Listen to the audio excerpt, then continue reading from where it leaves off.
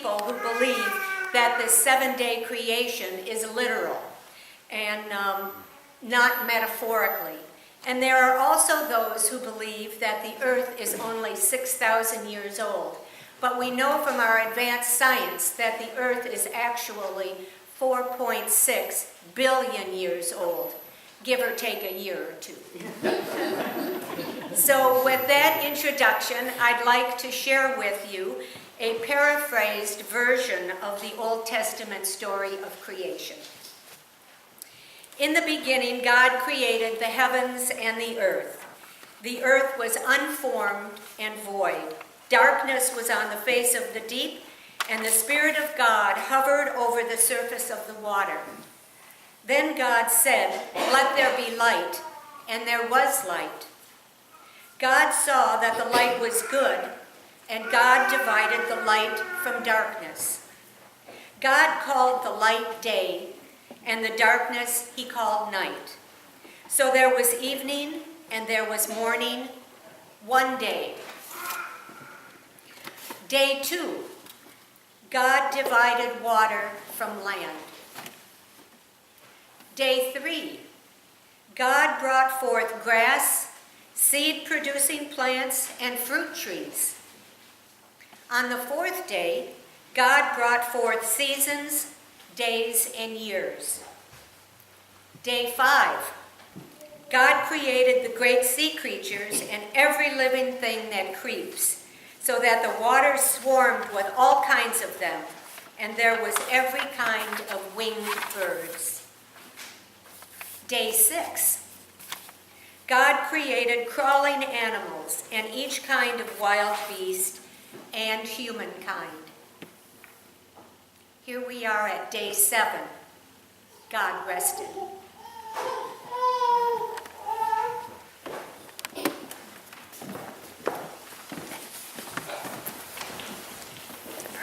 More. I appreciate being here, and alive, that is, and also here today at this place. It's like home to me, and I love being here. This casualness is not sloppiness, but it is different than an Episcopalian church that I participated in an ordination, and I had a verser. And a verser is a person who, if Marty is going to read something, a person will come and escort her to the spot. Stand there while they do their thing and escort them back. And then he'll go and do the other and the other. And it is very, very orderly, and it's been practiced like you would a play, and it is smooth. And there are no hiccups going on at all. I like this better. As you may have read in the order of service, the title of my sermon is, "How Big is Your God?" I read a book by that title when I was in high school in the 1950s. And I tried to find it, by the way, but it's out of print.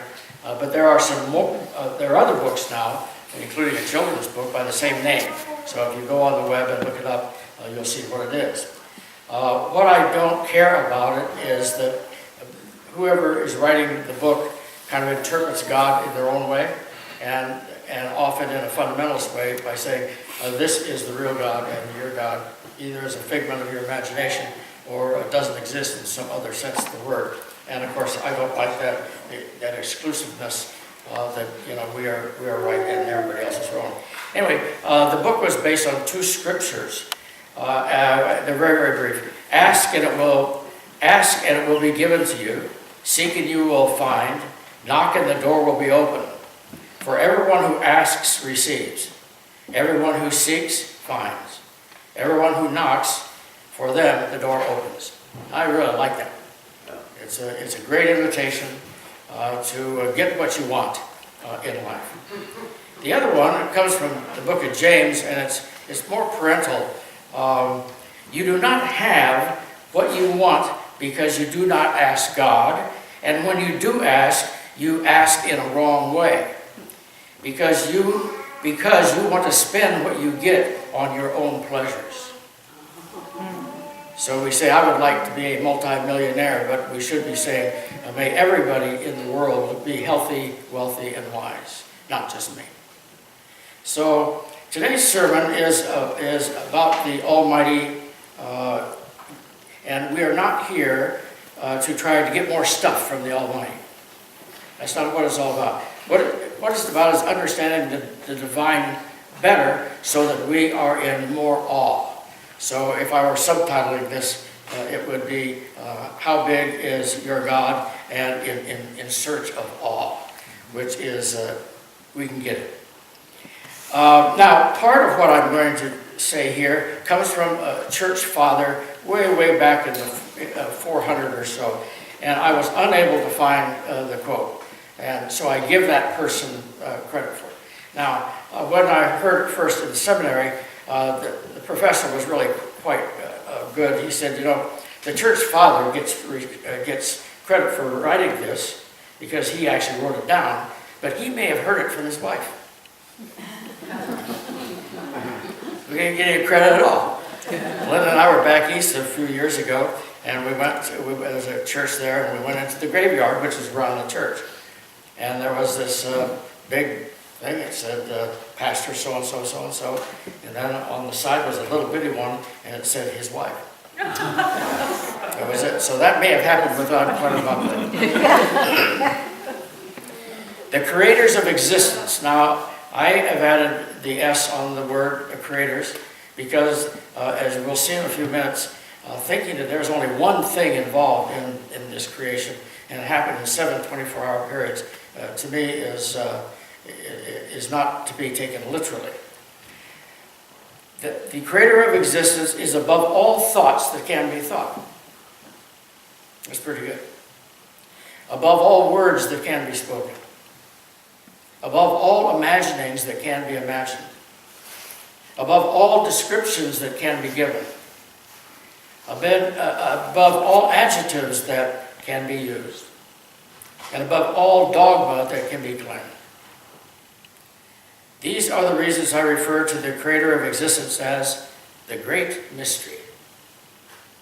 I don't like to use the term God because if you listen to radio or TV or whatever, you notice that there are people who claim that they are the spokesperson for God and they have God in their box and everybody else is outside the box and they're the only ones in the box. I don't like that.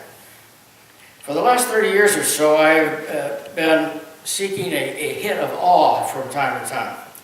And I have found it in microscopes and telescopes. Now, I don't happen to own either one, but I do own a TV and I am on the internet and I know how to get on YouTube.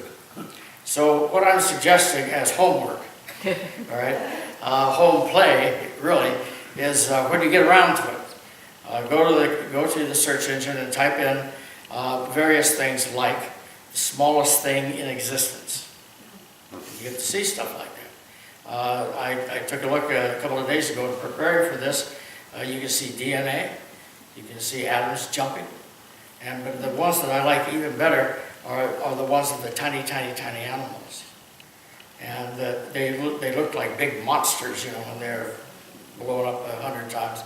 And they are so intricate. And one of the close-ups is seeing the eye of a butterfly. I mean, all of these things are so magnificently put together. It's one of the reasons why I had the flowers passed around today, so we can look deeply in there. There are worlds inside flowers. And a great exercise is to get one of these handheld glasses and visit a garden for 15 or 20 minutes. So you got flowers, and you have leaves, and you have the tops of weeds.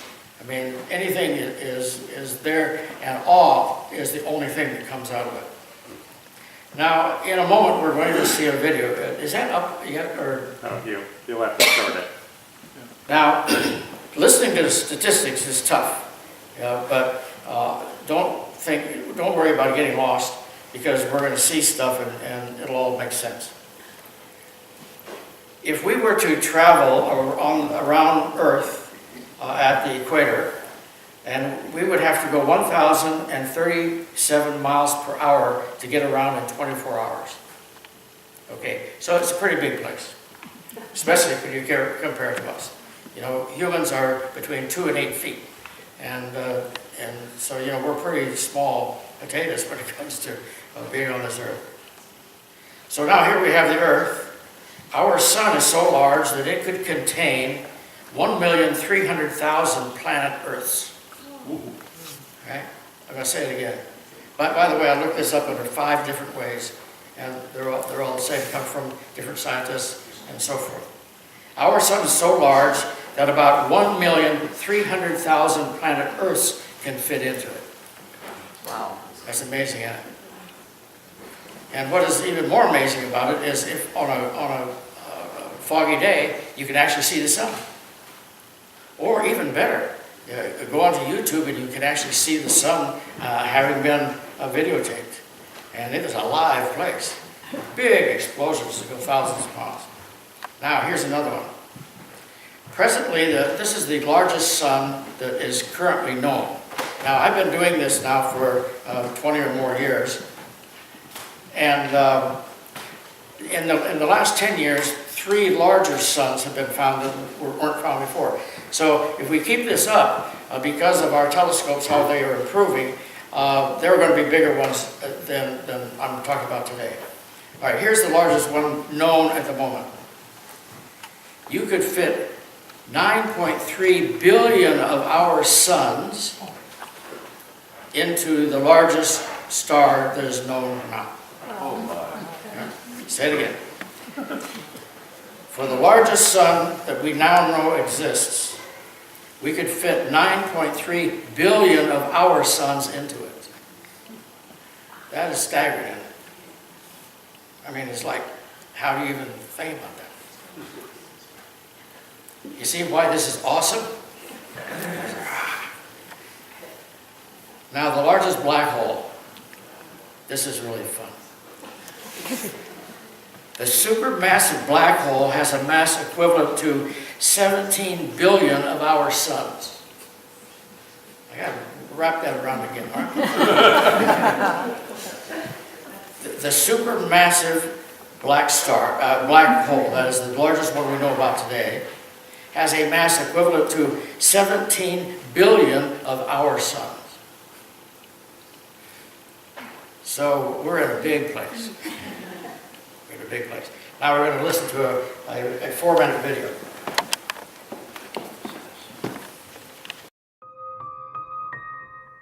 Somewhere in the universe is a small blue planet, the third rock from a star called the Sun, just one of billions of stars in a spiral galaxy known as the Milky Way.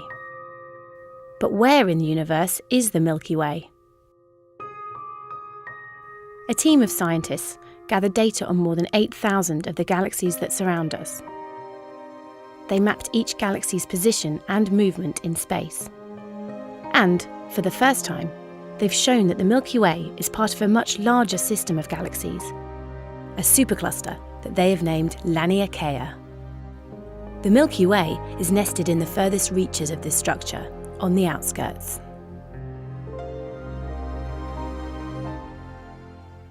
The entire universe can be seen as an intricate network of galaxies, a cosmic web.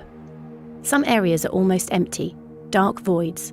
Others are densely packed with galaxies in regions known as superclusters. Superclusters are the biggest structures found in the universe, but scientists have struggled to define where one ends and another begins. To map our home supercluster, a team led by Brent Tully at the University of Hawaii studied the motions of the galaxies around us in unprecedented detail. Even though the entire universe is expanding rapidly, gravity is also at work, pulling against this acceleration. By discounting cosmic expansion, the team worked out which galaxies are being pulled towards us, shown in blue, and which are being pulled away, shown in red. This enabled them to create a map of cosmic flows, the paths that galaxies migrate along, tugged at a tiny pace by the force of gravity. Using this motion, they came up with a new way to map the distribution of matter in the universe. Delving into our home supercluster, you can see that most galaxies are being pulled towards a dense centre, This is known as the Great Attractor. Our galaxy is among those sliding towards this patch of space, which dominates our region of the universe. Let's take a different view. Each circle represents a galaxy. Again, we can see most galaxies being pulled towards the Great Attractor in the direction of the arrows. Between the Great Attractor and us, the Milky Way, there's a relatively empty area, a blue void. And next to us is Virgo, a large and dense cluster whose bright galaxies have been observed from Earth for centuries. Until now, astronomers grouped us, the Milky Way and its surrounding galaxies, with Virgo and nearly 100 other clusters in a supercluster that stretches 100 million light years across. 100 million light years across. Pretty big. So how fast is light going?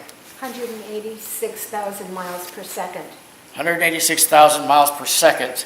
And it runs, this one thing is running 100 million light years across from one side to the other.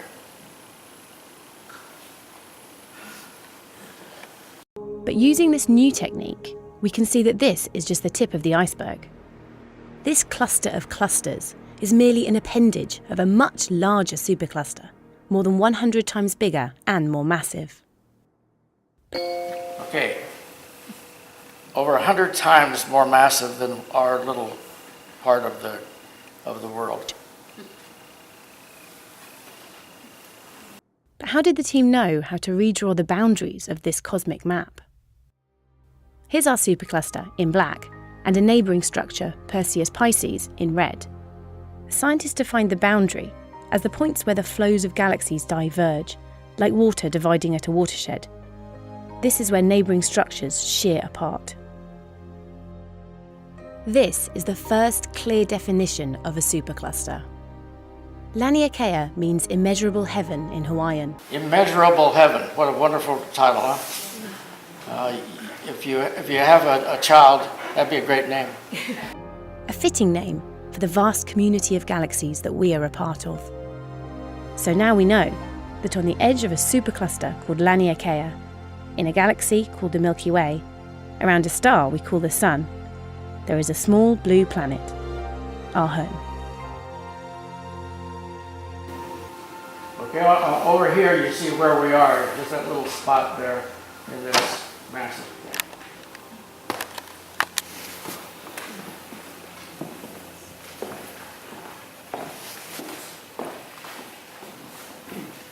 So who are we praying to? That's the next question in my presentation here.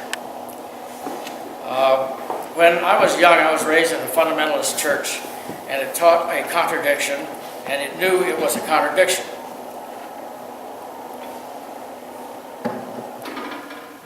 The contradiction was that God is unconditionally loving, and yet he demanded human sacrifice in order to forgive. That's a pretty big contradiction. And of course, the person who was killed in order to satisfy this vengeance of God was Jesus. And the contradiction was explained in a song. The song was sung by our group, and I'm going to read a couple of the words to make it even more clear. All right? Farther along, tempted and tried, we oft made to wonder why it should thus be all day long, while there are others living among us, never molested, though in the wrong. So, why do mobsters live to be 99 and really good people die young? And here's the answer. Farther along, we'll know all about it. Farther along, we'll understand why. Cheer up, my brother. Live in the sunshine. We'll understand it all by and by. Later, I would run into some reincarnationalists who tell the same story, but in a different form. They talk like this. When our spirit has learned its lessons or has made its contribution, that is, some of us are here to learn lessons, some of us are here to teach or to be of help to other people. Once the spirit has completed its task, it leaves. Now, it is so clever that it leaves in 100 different ways. So it might leave through a disease and go slowly. It might get shot and die instantly. But there's the spirit that's leaving, and the reincarnationalist says, all the doodads about how people live and die and all that, that's just icing on the cake. What really happens is the spirit's running the show. So here's the explanation. When the spirit is finished with earth life, it leaves on purpose and instantly remembers, once it's out of this body, instantly remembers all the answers to all the questions they had while in the body. Because we've been there before. See, that's the teaching. And here we are living this in amnesia here, according to the reincarnationalist. And it is like walking through a night with our eyes shut. Now, so what are we to do about this? Well, in my estimation, it seems to me that if there are hundreds of billions of stars and there are hundreds of billions of planets, there must be something going on some of those planets. And if there is reincarnation, we could go there instead of here. Okay? In my Father's house are many mansions. Think about that in relationship to all of this, right? So there's only one way. There's only one God, there's only one thing going on, and everything else is a waste, and everything else is a mystery, or doesn't exist? No, I don't think so. Now I want to play it a little bit with some adjectives. So, in talking about God, over the years, God has been described as omnipotent, that is, powerful, omnipresent, everywhere at once, omniscient, present and knowing all. But for me, those words are boxes. I know they seem really big, but they don't seem big if you listen to a video like this. Right. Because that is what it is. The great mystery is massive. And so I want to conclude this, and then we'll have a dialogue. So I love this expanded version that I ended up with, the explanation of God. Above all thoughts that can be thought. Above all words that can be spoken. Above all imaginings that can be imagined. Above all descriptions that can be given. Above all adjectives that can be used. And above all dogma that can be plain. Okay. For these reasons, I prefer to refer to the creator of existence as the great mystery. Amen. It's time for discussion.